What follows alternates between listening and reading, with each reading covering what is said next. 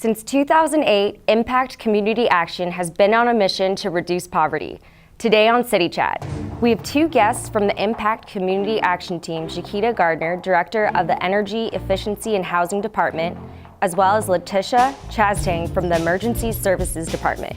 Thank you both so much for being here today. Thank you for having us. So I'm asking this question for the both of you. As directors, why is fighting poverty so important to the both of you? For me, the reason why fighting poverty is important is because when families and individuals are achieving their goals, neighborhoods thrive, families thrive. And so for me, being able to find out what my life's purpose is, which is be able to really be able to do this body of work and be able to hear the people that I've assisted through the years, sometimes in the grocery store, so sometimes I can't go in my pajamas in the grocery store sometimes. They say, hey, you helped me with the budget, or you helped me, keep my utilities on. So, being able to help that individual along their way, to see that, their possibilities are endless. And so I think it's our responsibility as individuals to be able to impart into someone hope and that they can to dream whatever it is that they want to. So for me, being able to help them when the going gets tough and to be able to be part of their journey for a little while, for me, is rewarding. Director Chiquita, could you tell us how fighting poverty, why it means so much to you? For me, basically, I enjoy seeing a change, and the most powerful change is to actually assist someone in change. So when we come in and actually do our services or extend help, then we know that we're making a difference. And that is what is most important. Letitia, could you tell us about the Emergency Services Department and what you guys do there? Okay, so our Emergency Assistance Department, we have about 23 staff. We serve between 13 to 15,000 individuals on an annual basis, two ways. Through our crisis programming and then our supportive services. For our emergency assistance department, it's relatively similar to an emergency room. Go to the emergency room unless it hurts. Come to our emergency assistance department unless you're in a crisis. Right. So we see a lot of individuals that have experienced some type of crisis on some level. Many of those could be in the crisis of utility assistance. So our home energy assistance program assists individuals that are in crisis. And then also our percentage of income payment plan, which is known as PIP, that helps individuals place them on a payment plan with their utilities to keep those utilities at an amount that they are able to afford. So that program runs between November 1st and March 31st. Okay. And so as you can imagine, we're close to the last week of our winter crisis coming to an end, so it's been extremely busy for us. But for individuals that need assistance with our winter crisis program, which helps with gas and or electric, you have to be at 175% of the federal poverty guidelines, 30 days proof of income, and then also you either have to be in threat of disconnection, utility currently off, or transfer services for those particular services. Our percentage of income payment plan is a year-long program. So for individuals that may have had a hardship in between jobs, something along those lines, this may be a good option for them to make sure that their utilities is on a payment plan that's affordable to them. For our supportive services, which is funded through our Community Service Block Grant dollars, which is CSBG, assists families that is in threat of their housing or for individuals that is in threat of their housing being taken from them by the way of eviction or foreclosure. So we help with rent and mortgage assistance. We also assist with water utilities. We are a furniture bank referral site where we can assist individuals with making sure that they have furniture for their home, as well as other wraparound services and short-term case management.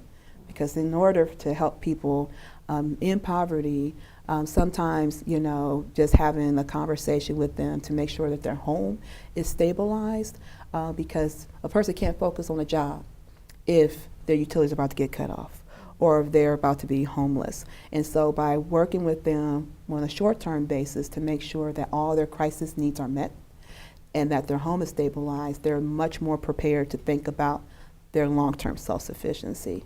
So that's kind of emergency assistance in a nutshell.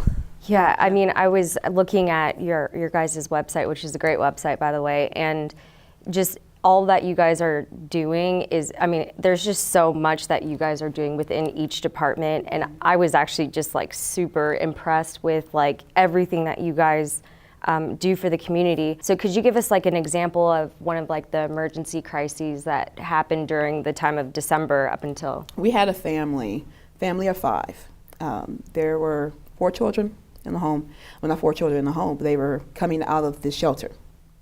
And they needed their utilities covered in order to transfer, in order to move into their housing. So the only way they were able to completely transition into housing, their utilities had to be on.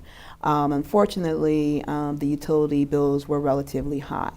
And one of the great things about being able to leverage our community service block grant dollars and HEAP dollars is because this family was eligible for those block grant dollars, we was able to assist them with their utility bill, place them on short-term case management. They were able to get their housing, and we was able to refer them to our Employment Plus Work Readiness training, the mother, and she's working with a job coach to further obtain a job so that she can earn more dollars to be able to take care of her family. So by, again, being able to address the crisis issues and working with that family, let's take a look and see, are there any other crisis issues that are going on in your household? Stabilizing that household, now I can focus on looking for a better job. And so again, we was able to work with our Empowerment Services Department so that they could be referred to our Employment Plus program so that she can also look for not only just a job, but a career. Yeah. And so we was able to, they started from our Emergency Assistance Department. That's really great. Thank you so much for telling us about that. Absolutely. That's wonderful. Chiquita, could you tell us about the Energy Efficiency Department and specifically about the Home Weatherization Program? Energy efficiency, in a nutshell, basically focuses on making your home as energy efficient as possible. With that being said, the Home Weatherization Department comes in and basically gives you a blanket over your home. So, and we address so many areas in the home to actually make it comfortable for you, which in turn reduces your energy costs because your utilities go down as far as your spending, your kilowatt usage goes down as well. And we pinpoint areas that will actually save money so that way we can help you on a long-term basis for your home itself. Right. So kind of like your, if it was an attic, like insulation or Yes, okay. We do attic insulation, sidewalls. We address crawl spaces. We also take care of your mechanicals, such as your hot water tanks, your furnaces. We actually test for CO, put CO monoxide in your house. We do various testing prior to the actual work itself to make sure that the house is safe. And then we come in after that and do a final inspection to make sure we have done our job properly. And if there's anything that we need to actually come back to and address, we can handle it at that time. Do you guys have partnerships with other people, and how is this all possible to be able to really address these poverty issues and fund these projects? Well, the Department of Energy actually opened the door for home weatherization. And with that, it gave us an opportunity to address the areas with Columbia Gas was one of the other partners that joined in. AEP is another. And when we were able to bridge those connections, then we could actually open the door for pinpointing the actual area itself. So if it's gas related, we can focus on your gas. If it's electric related, we can focus on your electric. But we could do it simultaneously, as opposed to in separate occasions. So the AEP and CAP program is a part of home weatherization, or is it separate? Yes, Okay. it's also a part. Now the AEP Cap program will also assist with weatherization for all electric homes, but it helps with the weatherization program because it takes care of the base load, which is for your electric use. So it targets your refrigerators. If you are in need of a refrigerator or freezer replacement, it will take care of that.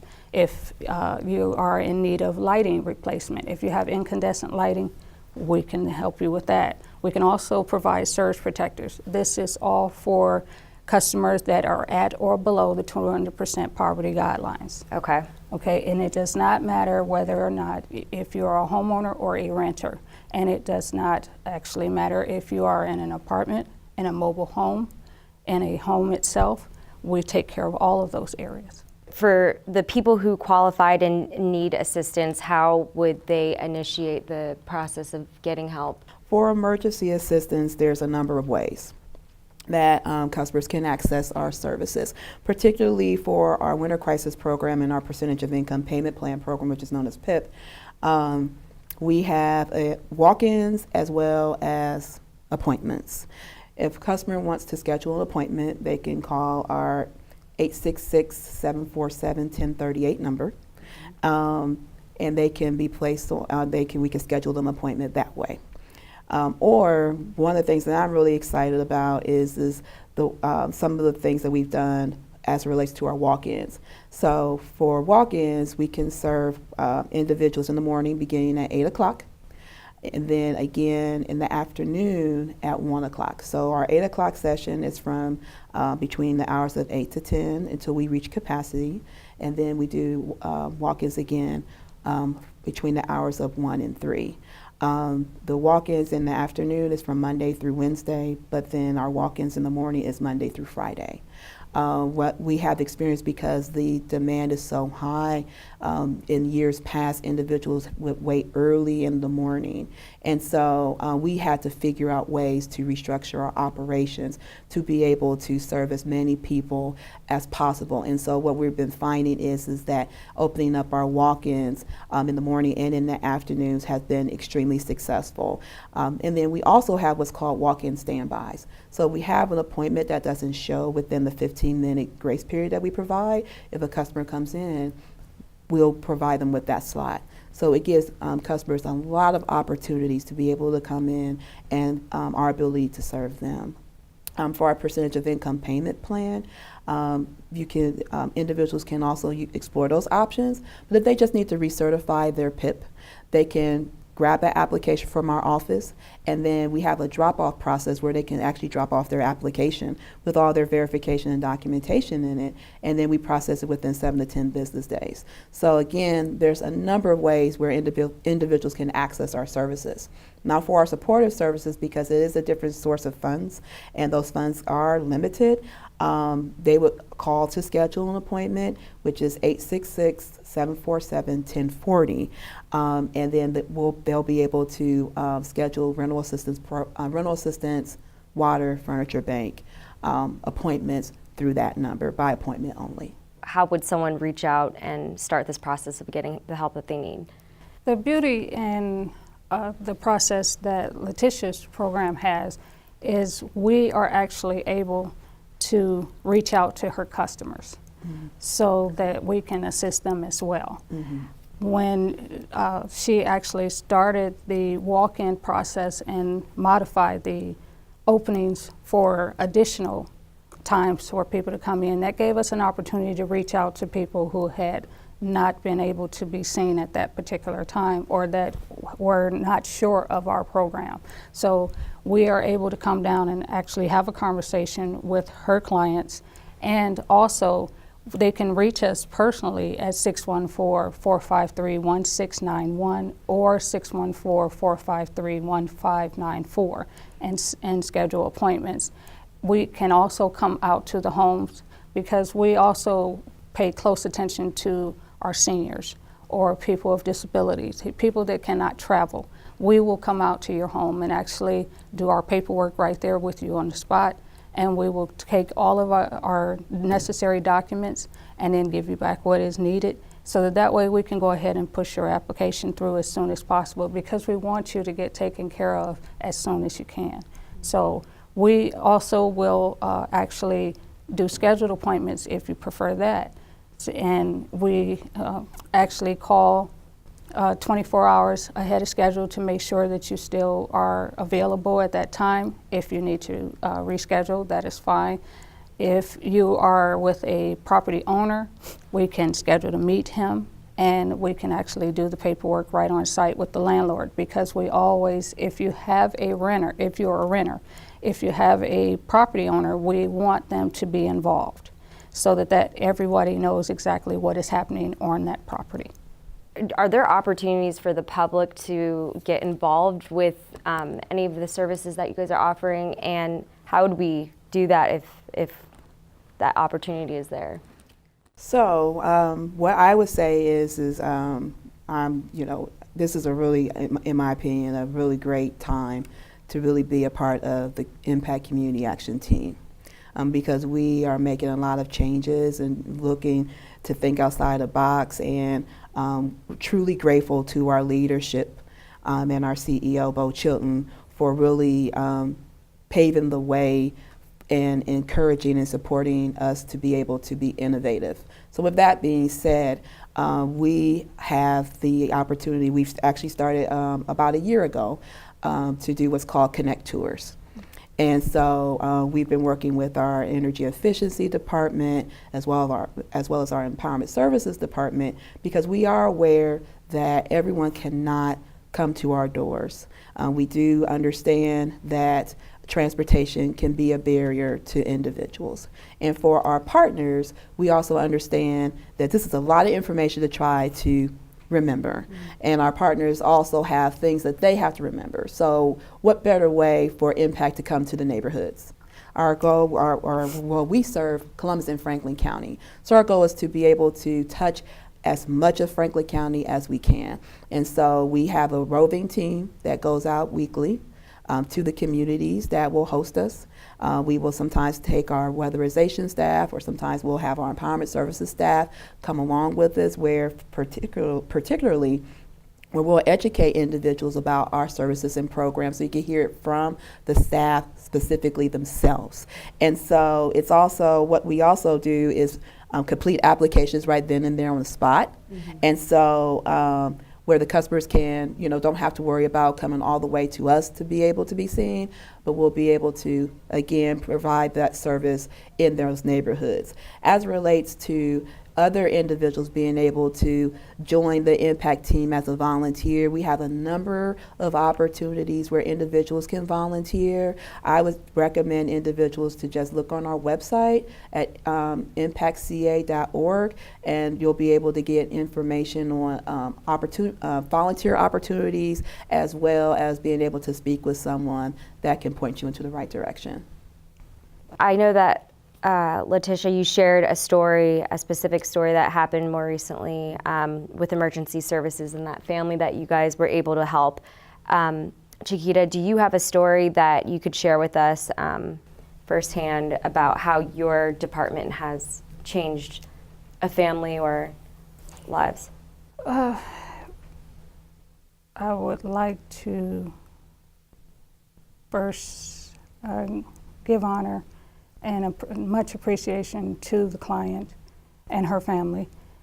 We had an amazing client who allowed us to come out and service her home. Her name was Sandra Carter, and she trusted us after she had been ran through several contractors for her roofing, and her grandchild was staying with her, and they could hear the possums and raccoons running through the attic, and she thought that it was going to fall on her eventually.